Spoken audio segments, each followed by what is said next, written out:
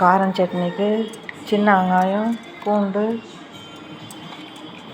காஞ்ச மிளகா இந்த மாதிரி ஊற வச்சு தண்ணியில் ஊற வச்சு எடுத்துக்கோங்க. தேவையான அளவு உப்பு போட்டுக்கோங்க. தக்காளி பழம் 2 போட்டுக்கோங்க. மிக்சியில் போட்டு நைஸாக அரைச்சிக்கோங்க. கடாயை வச்சுக்கோங்க.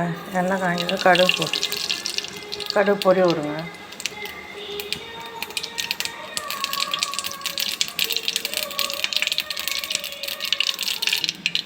கடுகு பொரியது கருவேப்பிலை போட்டுக்கோங்க.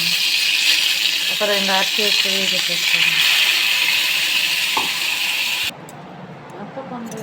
காரம் சட்னி ரெடி ஆயிடுச்சுங்க.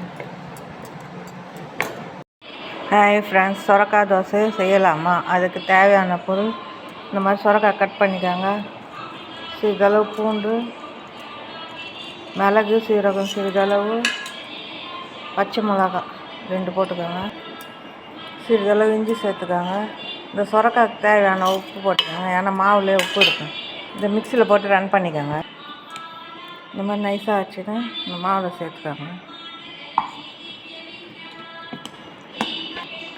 சொரக்காய் தோசை மாவு ரெடி ஆயிடுச்சுங்க. தோசை இந்த மாதிரி ஊற்றிக்கோங்க.